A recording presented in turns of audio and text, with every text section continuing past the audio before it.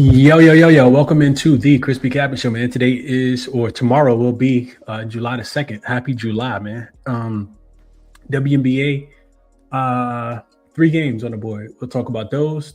As far as no action, of course, on Wednesday night, but on Tuesday night, we had the Commissioner's Cup between the Aces and the Liberty. And, I did the show for people who watched it. I clearly thought that Asia Wilson was going to be in the game. I didn't bet the 2.5.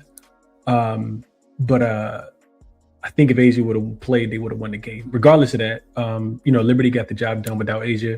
Late line, I don't think covered because of the Sabrina Ionescu 3-pointer at the end. But we also had Jackie Young over her points and assists, and another easy winner for Jackie Young. She started off a little slow, but was able to get the job done. So it would have been a 1-1 split. I ended up taking Liberty live at the end of the third quarter after the Aces made the run, and I had Aces first half after Asia got rolled out, thinking that they would come out, throw the first punch. They didn't show up really until the third quarter. So I split. Say all that to say I split on Tuesday, and I'm hopeful you guys found some ways to make some money in the W. Let's jump into it for today. We'll start off with Jackson, the AI Sports Betting Tool, linked in the description as it always is.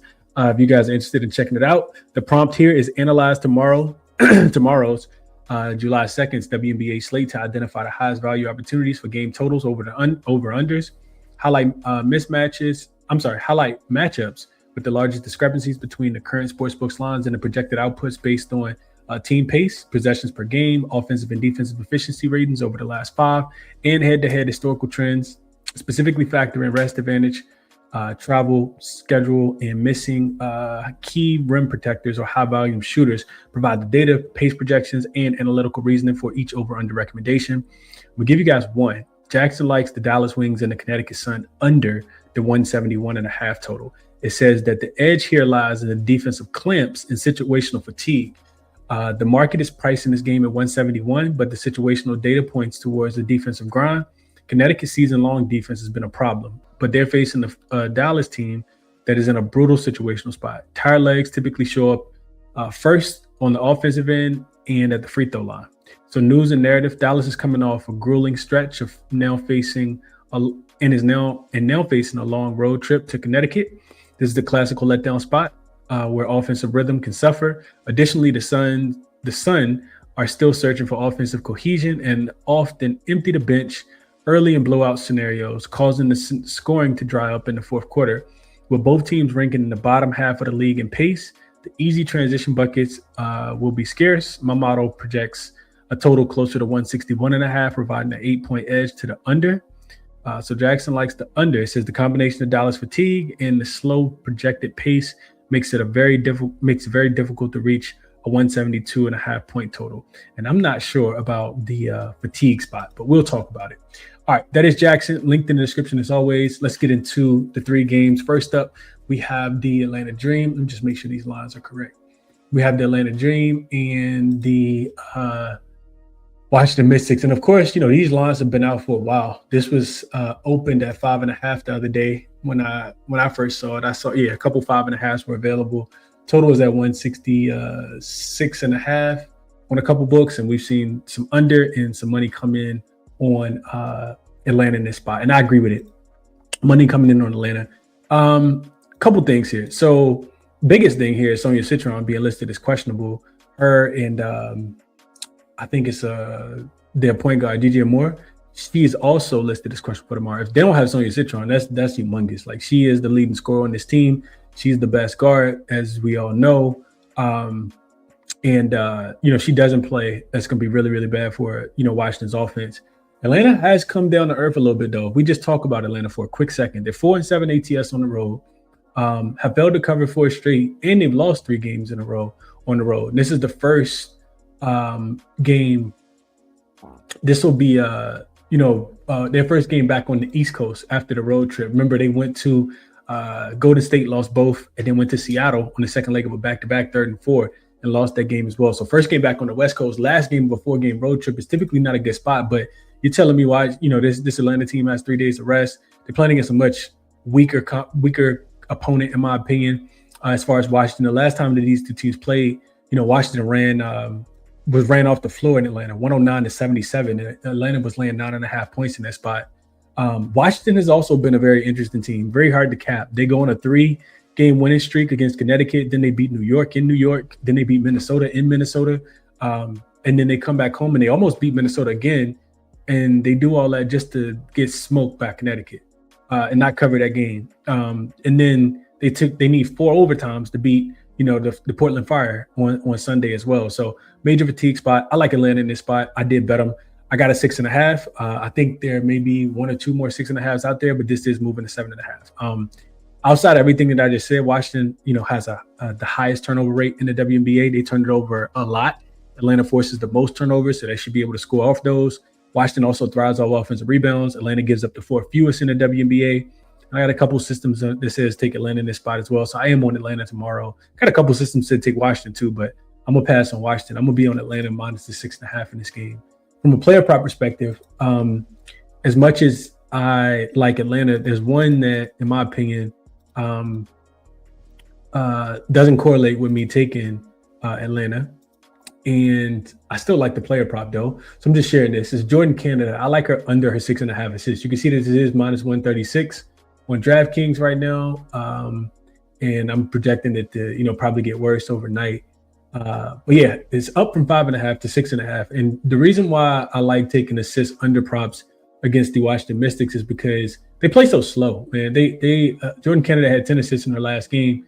But if we come down here, and you can see she's over in 3 of her last 5, I guess. But on the full season, she's under more than she's over. 58% hit rate here. If we look at her last 10 games, because she did just play against Washington, we can see that right here. She only finished with 5 assists in that game. And they won that game in a blowout, like I said, 109 to 77. I think it could be another blowout again tomorrow as well. This Mystics team plays so slow. They don't give up a ton of assists at all. We'll see how it goes tomorrow, but I think Jordan Canada under her assist prop. I was trying to think about who could score. I think Alicia Gray she has been struggling a lot offensively. I think it could be a nice bounce back performance for her. Real quick, if we just go look at Alicia Gray, Ryan Howard, I think, had a really good game against his team the last time that she played. Angel Reese listed at 14.5, not a bad look. But yeah, we just look at Alicia Gray, 3 straight losses for them. And they, she had terrible games in each one of them, 8, 14, and 15 points. We come down here. We look at her field goal percentage. She shot 30%, 38%, 31%. So she's going to have to shoot the ball much better. Looked at her 3-point prop as well. I think the number's 1.5. It's still juiced to the over. And she's been really struggling. Look at this, 33%, 17, 20, 25, and 14%. But the attempts are there, right? So her 3-point prop is 1.5 minus 130, minus 150 on DraftKings. So the books are thinking she's going to bounce back even after missing 4 straight games. And then the other one was good old Ryan Howard. We talked about who's, just hot or cold. And I do think that she's going to, get a lot of volume tomorrow. She did score 19 in that game against the Mystics the last time that they played, only in 21 minutes. And she kind of carried the offense in Seattle. It was really just her. So you see the, back-to-back bad games against Golden State. The only thing that Golden State and Washington does have in common is that they are pretty good defensive teams. Washington defense, of course, not as good, but they both play slow too. So she struggled in both of those games. I would expect her to pick it up in the game tomorrow. So I'll stop sharing this, but yeah, those are some quick player prop thoughts. The Jordan Canada under her assist prop, I think, makes the most sense of all. But I did bet Atlanta in this game. I'm on Atlanta minus the 6.5. All right, let's keep going. Next up is Dallas and Connecticut. So this line is 9.5 on most books now. It looks like 9 is consensus. Total has come down a little bit. Well, actually, hold on. That's where it opened at. Open 9.5. Connecticut is actually taking some money, pushed this down to 8.5. Total has gone up. So this opened 169.5, and it looks like it's now up to 171.5 on a couple books. You can still get 169.5, kind of all over the place. So we start with the injury report. Alana Smith is questionable. She could make her return in this game. And then Odyssey Sims is going to be back for Dallas. Those both on the Dallas side of things. Of course, if Alana Smith comes back, that's going to cut into, see what kind of minutes projection she has, but that's going to cut into some of the minutes for Jessica Shepard, of course. So I could potentially look at some of her unders. Probably not going to bet any of them. On the Connecticut side of things, Sanaya Rivers is off the injury report. So is Anisha Morrow, who both missed the last game that this Connecticut Sun team played. So we got a Dallas team that's, really kind of like Atlanta, a really good team coming off back-to-back losses. They lost to really good teams, lost to Vegas, and then they lost to Minnesota. They've actually failed to cover 5 in a row, and it's really been because of their defense. They're 4-1 to the over in their last 5 games. You can see that their defensive rating is now 6th. But if you look at their last, few games, they have played against some pretty good teams. I actually had it pulled up. This Dallas team recently, I just talked about, Minnesota and Las Vegas, 2 of the 3 probably best teams in the W. If we're not talking about the New York Liberty. But yeah, they played against Minnesota, Las Vegas. I mean, they do got a pretty easy game in here, but it's hard to win in Seattle right now. Seattle's actually playing good at home, at least, and Chicago and Golden State. So they actually won the Chicago game, didn't cover the number, would land too big of a number. And now you got them laying points again in this game. I do think that, they should naturally, progress a little bit. I think it should come on the defensive end, in my opinion.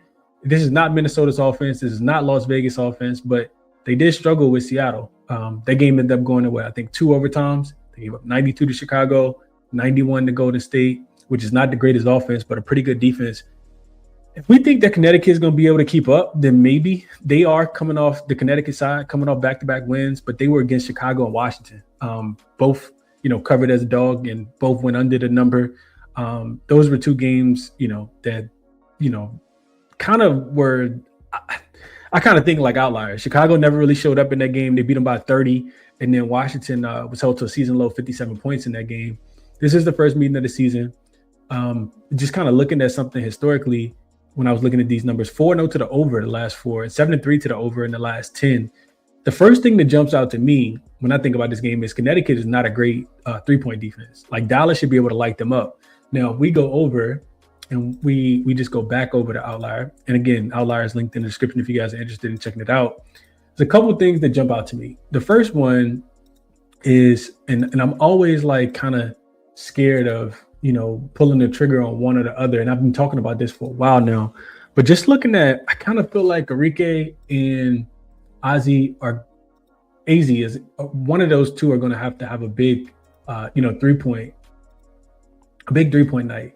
You can get Arike at plus money right now. You can see this at, Caesars pretty much minus 110. If you guys have Fanatics, they limit me, so I can't bet on there. But DraftKings, same thing.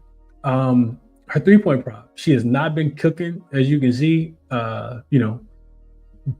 Back-to-back games where she's going under against Seattle, Las Vegas, and Minnesota. Minutes have started to decline just a tad bit, 20, 28, and 25, where she was, getting closer to 30, averaging 29 on the full season. And then if we look at her 3-point percentage, 0-0 and 33%. So she's hit a total of a whopping 1-3 in her last 3 games. Something tells me that changes tomorrow.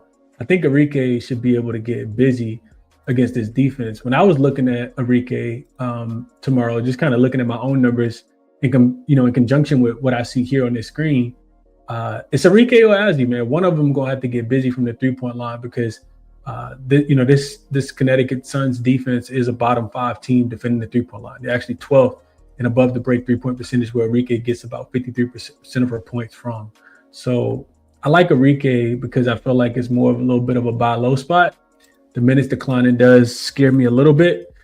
If we compare it to Ozzy, I keep saying Ozzy, it's AZ. If we compare it to AZ, her 3-point prop was just a lot more juice, right? She the 1.5. It's already on Caesars at minus 157. Profit X got it at minus 150. She's been getting a few more looks. I think she got 9, 4, 5, 6. Like they're going to be there tomorrow. Paige to find her, Jessica Shepard to find her, and Arike make the most sense to me. So I probably would bet one of those player props before I feel like I want to bet the side of the total in this game. I guess proverbial gun to my head, I would take Connecticut at home, but eventually they're gonna let up, and it wouldn't surprise me if it's tomorrow. Now on the opposite side, we know Dallas gives up a ton of points in the paint. So if you want to look at some Anisha Morrow, some Aaliyah Edwards, like somebody to get busy down low, because that's where Connecticut just where Dallas really, really struggles to stop anything, So keep that in mind. Let's get over to the last game. Hit the like if you can. Subscribe if you guys have not. Last game on the board is the Seattle Storm and the Phoenix Mercury. And this line has come all the way down to 3.5 now. So a lot of money coming in on the Seattle team. Total about 169.5 and open 166.5. And the spread was at 5.5, as you guys saw it. So Seattle to score some points is really what the line has reflected as far as taking money. Man, so Jordan Horston is off the report. That's really, really good for Seattle because she's a really good defensive stopper. She's failed to play like the last 3 or 4 games. I think maybe even a few more than that.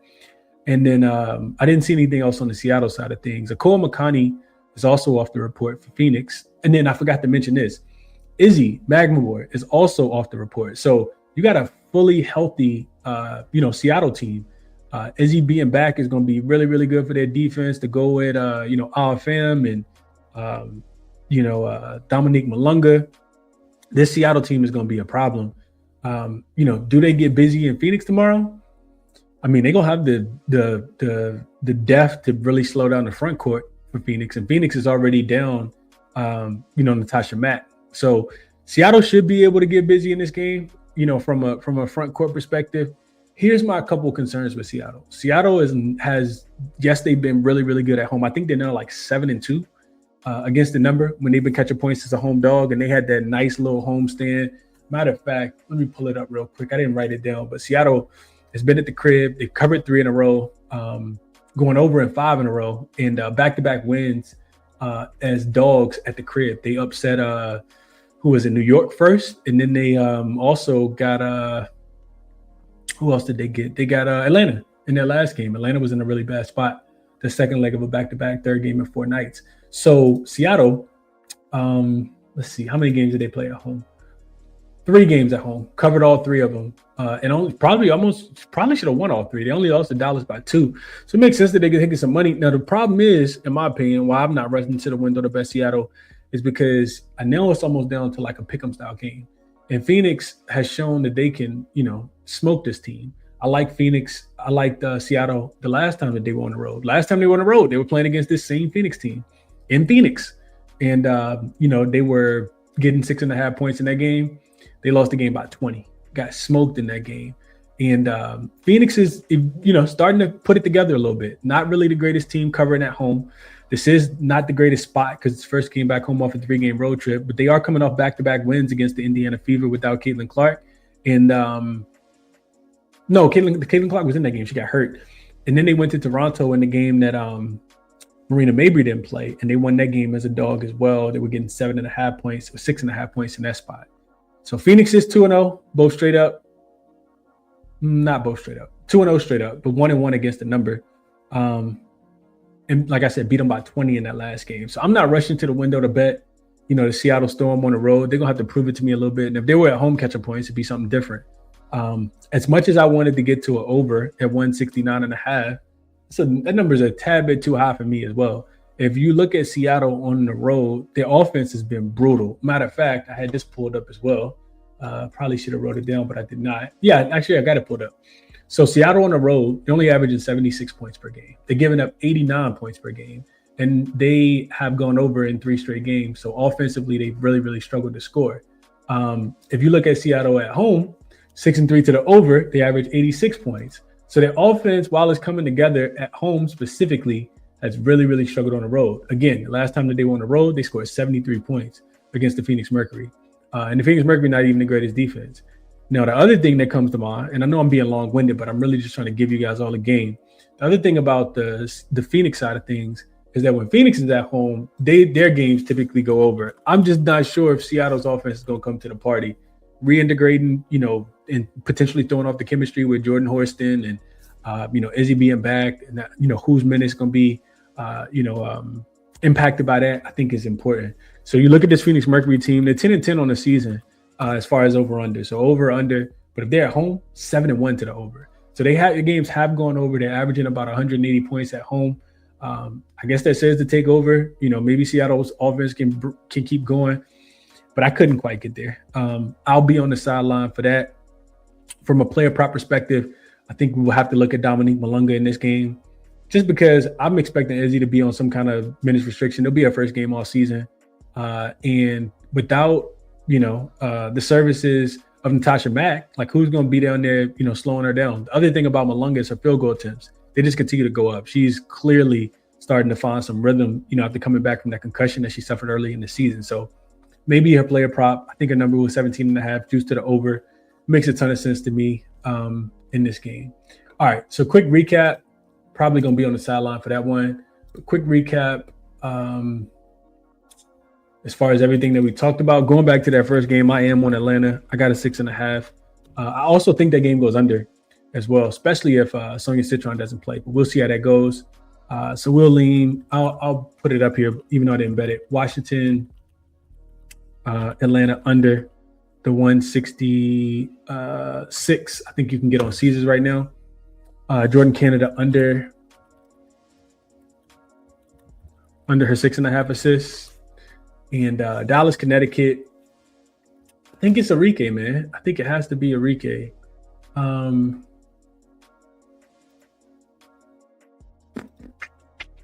Yeah, I think it has to be Enrique Agumbawale.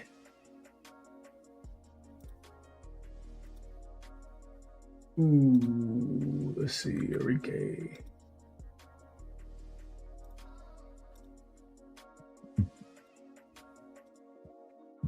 Oh. All